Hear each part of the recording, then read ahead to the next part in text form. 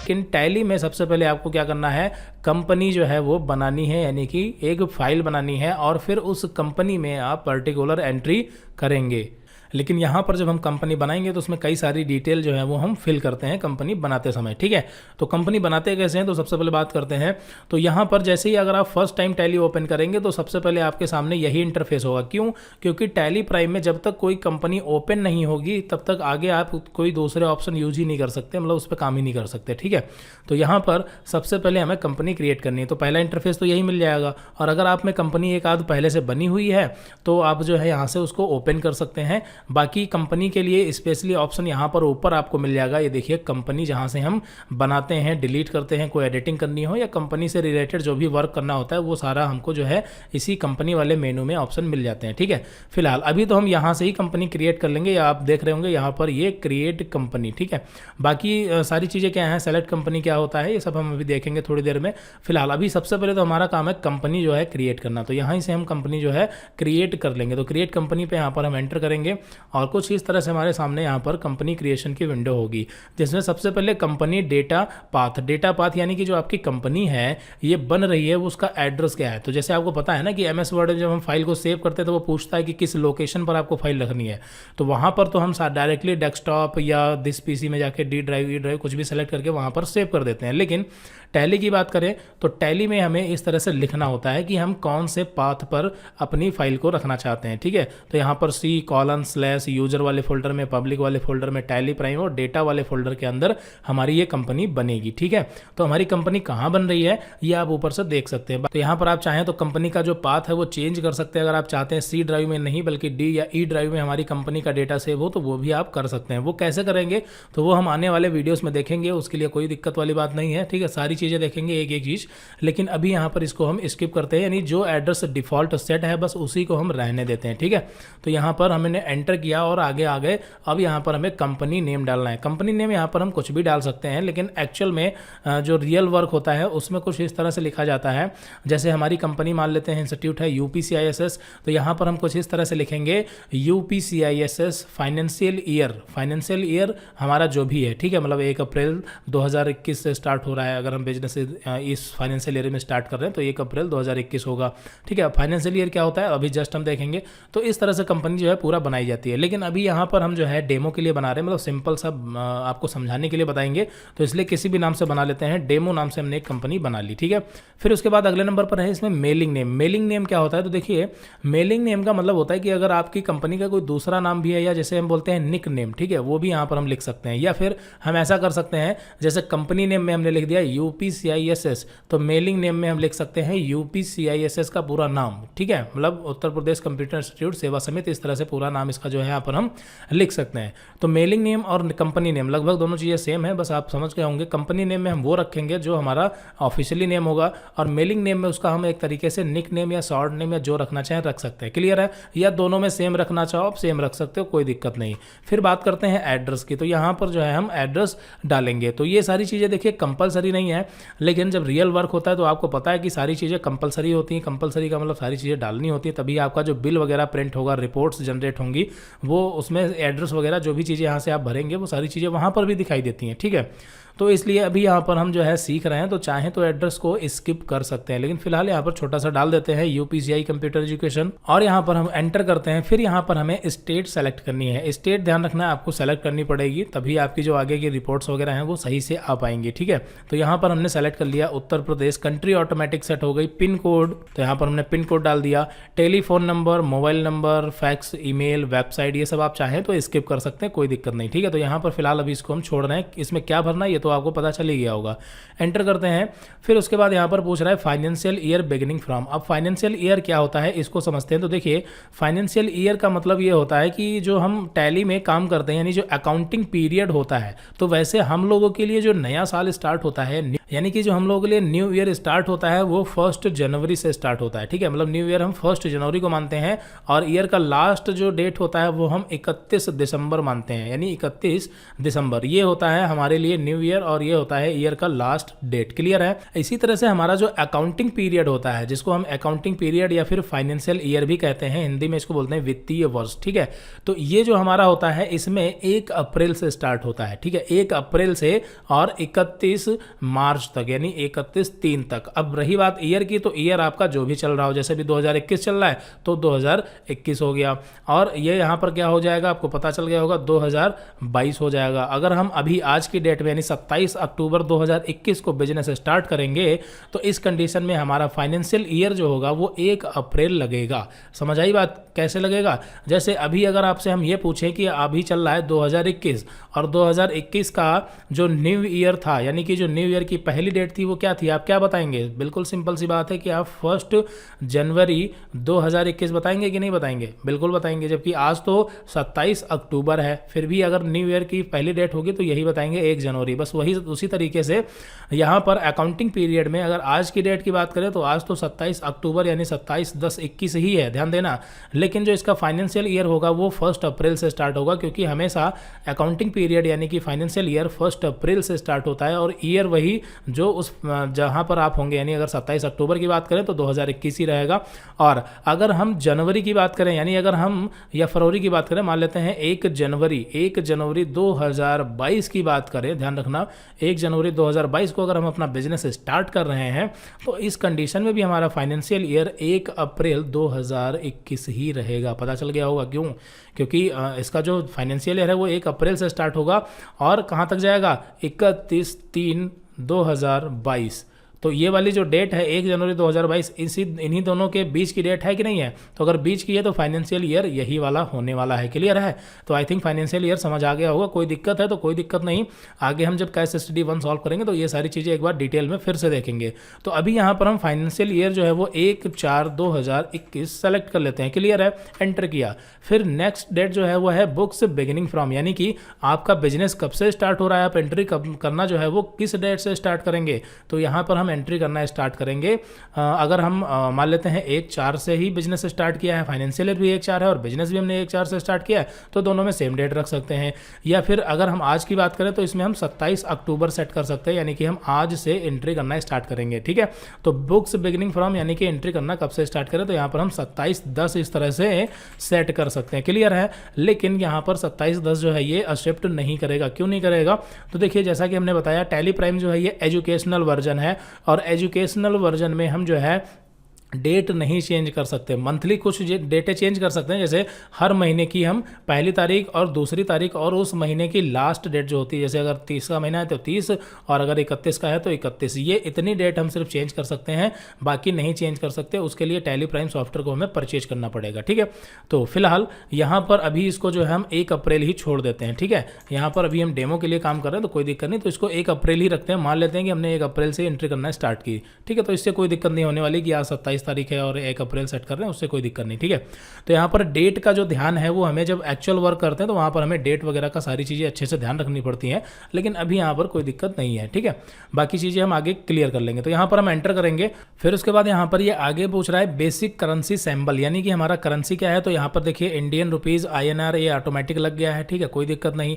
फिर यहाँ पर आप देखेंगे कि इसमें सफिक्स सैम्बल टू अमाउंट ये यहाँ पर ऑप्शन है। तो इसका मतलब क्या होता है? देखिए, सफिक्स का मतलब ये होता है कि जैसे हमारा अमाउंट यहाँ पर लिखा है, जैसे 550, तो यहाँ पर ये डेसिमल है, यानी पॉइंट के बाद में 2 नंबर आएंगे। ठीक है, और अगर हम चाहते हैं कि यहाँ पर जो हमारा इंडियन करेंसी का जो आपका रुपीज़ है, मतलब ये सैम्बल भी इस तरह से रहे, तो यहाँ पर आप जो है इसको सफिक्स सैम्बल टू अमाउंट ले सकते हैं, जिससे क्या होगा कि यहाँ पर ये भी जो आपका सैम्बल है ये भी यहाँ पर लास्ट में आ जाएगा, अगर इस ऑप्शन को आप यहाँ पर यस करेंगे तो। ठीक है, क्लियर है? फिर यहाँ पर अगला जो ऑप्शन है add space between amount and sample, तो इससे क्या होगा कि जब यहाँ पर हमने लिखा था 550 या जो भी है, और ये जो आपका सैम्बल है अगर यहाँ पर आप इसको ले रहे हैं तो इसमें और जो आपके यहाँ पर अमाउंट है इसके बीच में स्पेस देना है, गैप देना है कि नहीं देना, उसके लिए तो अगर यस करेंगे तो स्पेस रहेगा, वरना नहीं रहेगा। ठीक है, तो फिलहाल यहाँ पर आप चाहें तो इसको ज़रूरत के हिसाब से यस या नो कर सकते हैं। यस करने के लिए वाई बटन प्रेस किया, यस हो गया, और नो करने के लिए एन प्रेस किया, नो कर दिया। तो फिलहाल अभी भी नो करते हैं। और फिर उसके बाद शो अमाउंट इन मिलियंस, यानी कि जब बहुत बड़ा अमाउंट होगा तो क्या अमाउंट मिलियंस में शो हो, तो अगर हम ऐसा चाहते हैं तो यस कर सकते हैं, वरना नो कर सकते हैं। फिर उसके बाद नंबर ऑफ डेसिमल प्लेसेस, यानी यहाँ पर ये पूछ रहा है कि पॉइंट के बाद जो नंबर आपका अमाउंट होता है उसमें पॉइंट के बाद में आपको कितने पैसे तक यानी कितने नंबर रखने, कहने का मतलब, ठीक है। तो नॉर्मली 2 होता है तो हम 2 रखेंगे या फिर हम बढ़ा सकते हैं, ठीक है। जैसे आपको पता है कि अगर हम 100 को, ठीक है, अगर हम 100 को 3 से डिवाइड करेंगे, 3 से डिवाइड करेंगे तो कितना आने वाला है, आपको पता है कि ये जो है वो 33.3333, कई सारे 3 इस तरह से आते हैं, ठीक है। तो इस कंडीशन में अगर हम चाहते हैं कि पॉइंट के बाद में जो है लास्ट के 4 डिजिट या 5 डिजिट तक रहे तो वो भी रख सकते हैं, लेकिन नॉर्मली 2 रहता है। अमाउंट की बात करें तो हम इसमें 2 ही रखेंगे। और फिर उसके बाद यहाँ पर word representing amount after decimal, यानी कि यहाँ पर ये पूछ रहा है कि डेसिमल यानी पॉइंट के बाद में जो आपका बचता है वो क्या है, तो यहाँ पर हम बता देंगे कि वो हमें पैसा के रूप में दिखाना है, नहीं वो पैसा होगा, ठीक है। पॉइंट के पहले जो होता है वो INR यानी कि जो इंडियन रुपीज़ है वो यहाँ पर उसको पता है, लेकिन पॉइंट के बाद में आपको क्या रिप्रेजेंट करना है वो यहाँ पर हम लिख सकते हैं। तो यहाँ पर बाय डिफॉल्ट पैसा आ रहा है तो बस पैसा ही रखना है, बाकी यहाँ पर आप जो रखना चाहें वो टाइप कर सकते हैं सीधे सीधे, ठीक है। फिर उसके बाद यहाँ पर है number of decimal place for amount in word, यानी कि जो आपका पॉइंट के बाद में जो आपके पैसे होंगे उनको जो है वो कहाँ तक जो है वर्ड में कन्वर्ट करना है, तो यहाँ पर हम 2 सेट करेंगे। नॉर्मली 2 ही होता है, जैसे 55 पैसा है तो बस 55 पैसा इतना ही लिख के आए, बाकी आगे ना लिख के आए पूरा ब्यौरा, ठीक है। जैसे यहाँ पर अगर लिख देते हैं, जैसे हमने लिखा 4.01, ठीक है, और 3, तो यहाँ पर ये 0 है और 13 है, यानी कि ये 10 पैसे से भी जो है कम है। इस कंडीशन में ये पूरा ऐसे आना चाहिए कि नहीं, तो वैसे तो आपको पता है कि हमने यहाँ पर नंबर ऑफ डेसिमल प्लेस 2 लगा रखा है, तो ये वैसे ही 4.01 ऐसे हो जाएगा, 3 जो है वो कट जाएगा, ठीक है, राउंड फिगर हो जाएगा। चलिए, तो यहाँ पर ये सारी चीज़ें आपको समझ आ गई होंगी कि कंपनी में जितने भी ऑप्शन हैं इनका क्या यूज़ है। बाकी इसमें अगर आपको ऑप्शन कम लग रहे हैं, अगर आप टैली ERP9 पढ़ के आए हैं तो आपको पता होगा, और अगर आप सीधे सीधे टैली प्राइम से स्टार्टिंग कर रहे हैं, बिगिनर हैं, तो यहाँ पर आपको ये इतने ऑप्शन इसमें मिल जाते हैं। बाकी अगर और ऑप्शन चाहिए तो उसके लिए यहाँ पर इसे हमें कन्फिगर करना पड़ता है। यहाँ पर आप नीचे देखेंगे कन्फिगर, यहाँ पर इसकी शॉर्टकट की है F12, जो F12 फंक्शन की होती है। ध्यान रखना, टैली प्राइम में ज़्यादातर शॉर्टकट की जो है वो फंक्शन की यहाँ पर यूज की गई हैं, जो आपके कीबोर्ड में ऊपर होती हैं, F1 F2 F3 F4 वाली, ठीक है। तो यहाँ पर हमें क्या करना है, F12 की प्रेस करनी है, या फिर कन्फिगर पे यहाँ पर आप क्लिक कर सकते हैं। तो यहीं पर हम जब F12 की प्रेस करेंगे तो इसमें हमें और भी कई सारे ऑप्शन मिल जाएंगे, जैसे प्रोवाइड कॉन्टैक्ट डिटेल। अगर ये यहाँ पर देखिए यस है तो यस है, तो इसका मतलब यहाँ पर जो कॉन्टैक्ट वाली डिटेल है वो आपके सामने यहाँ पर देखिए आ रही थी, ठीक है। अगर नहीं आ रही है तो यहाँ पर आप F12 प्रेस करके इसको यस कर सकते हैं। यहाँ पर आप देख सकते हैं हमारे में कितने ऑप्शन ऑन है, कितने ऑफ है, ठीक है। फिर यहाँ पर है टैली वॉल्ट पासवर्ड। तो टैली वॉल्ट पासवर्ड क्या होता है, इसके बारे में हम आगे देखेंगे सेपरेट वीडियो में, तब इसको यहाँ पर हम यस करेंगे, फिलहाल अभी नो है। फिर यहाँ पर ऑप्शन है यूज़ यूज़र एक्सेस कंट्रोल, यानी कि इसमें क्या होता है कि एक कंपनी को जब कई यूज़र कंट्रोल करते हैं तो वहाँ पर इसे जो है हमें मैनेज करना है कि नहीं, तो वो अभी इसको भी हम सेपरेट वीडियो में देखेंगे। एंड लास्ट ऑप्शन है provide additional base currency detail, जो कि यस है।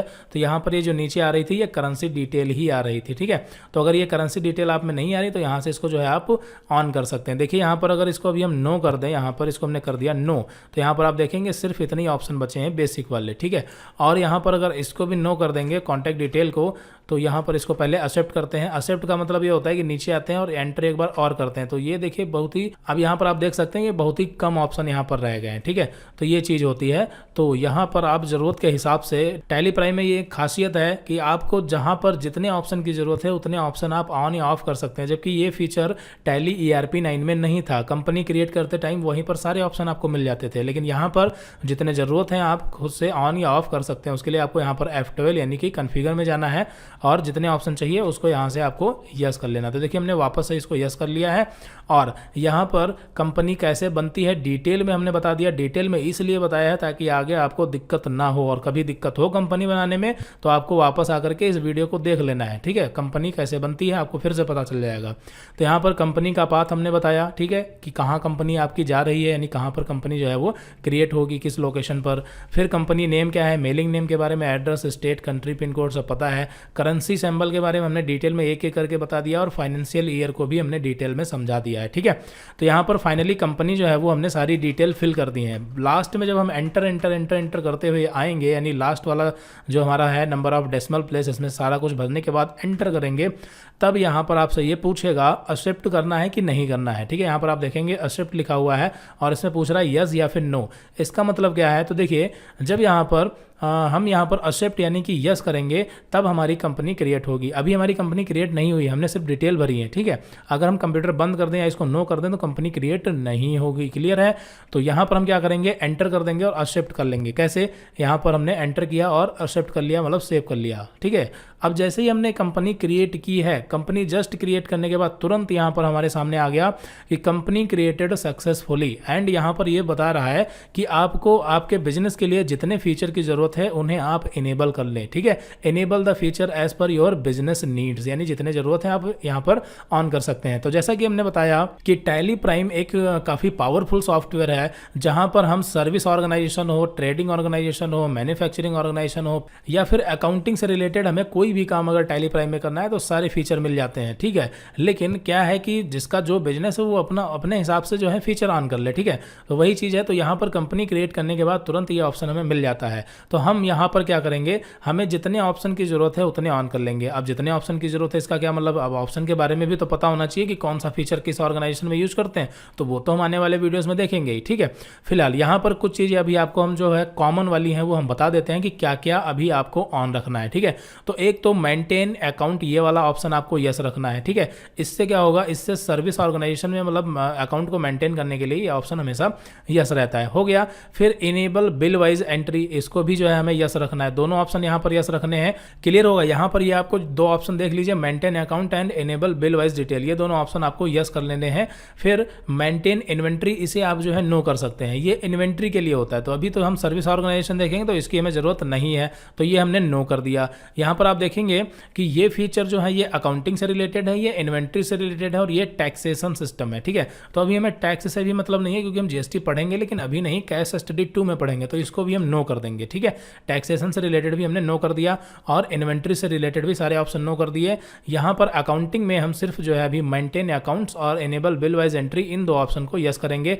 और इसमें एक और ऑप्शन है तीसरा, इनेबल कॉस्ट सेंटर। अब कॉस्ट सेंटर को भी हम यस करेंगे, लेकिन कॉस्ट सेंटर क्या है, क्यों यस करेंगे, इसकी क्या जरूरत है, इसको जब हम आपको समझाएंगे तब इसको जो है हम ऑन कर लेंगे। इसमें देखिए क्या होता है कि जो अभी फीचर आपके सामने आ रहे हैं ये कोई ज़रूरी नहीं कि यहीं पर आप जो है ऑन ऑफ कर सकते हैं, बाद में आपको ये फीचर नहीं मिलने वाले, ऐसा नहीं है। अगर यहाँ से कुछ भी हम ना देखें, इसको ऐसे ही एक्सेप्ट कर लें, तो बाद में हमें जब ज़रूरत होगी हम तब जो है अपनी ज़रूरत के हिसाब से कभी भी इसमें से कोई भी फीचर ऑन या ऑफ कर सकते हैं, कभी भी किसी भी टाइम में, ठीक है।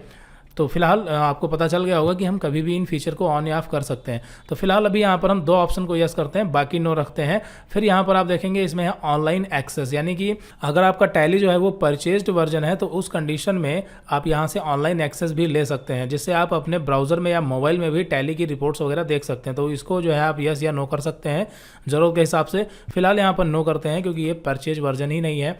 तो यहाँ पर हमने सिर्फ दो ऑप्शन यस किए हैं। ऊपर वाले जो दो ऑप्शन थे ये सिर्फ show more feature and show all features के लिए थे। अगर यहाँ पर इसको हम नो कर दे, देखिए क्या होगा, हमने पहले तो इसको नो कर दिया तो कुछ ऑप्शन इसमें से और कम पड़ गए, फिर इसको भी हमने नो कर दिया। तो यहाँ पर आप देखेंगे इसको नो करना है, तो यहाँ पर इसको नो कर दिया तो बिल्कुल बेसिक से ऑप्शन बचे, ठीक है, मतलब बहुत ही कम। और ज़्यादा फीचर चाहिए तो इसको यस करो, और ज़्यादा चाहिए तो यहाँ पर ऑल, तो ये सारे फीचर आ गए। क्लियर है? तो यहाँ पर हमने सारी चीज़ें बता दी। अब फाइनली इसको क्या करना है, एंटर एंटर एंटर एंटर करके फाइनली एक्सेप्ट कर लेना है।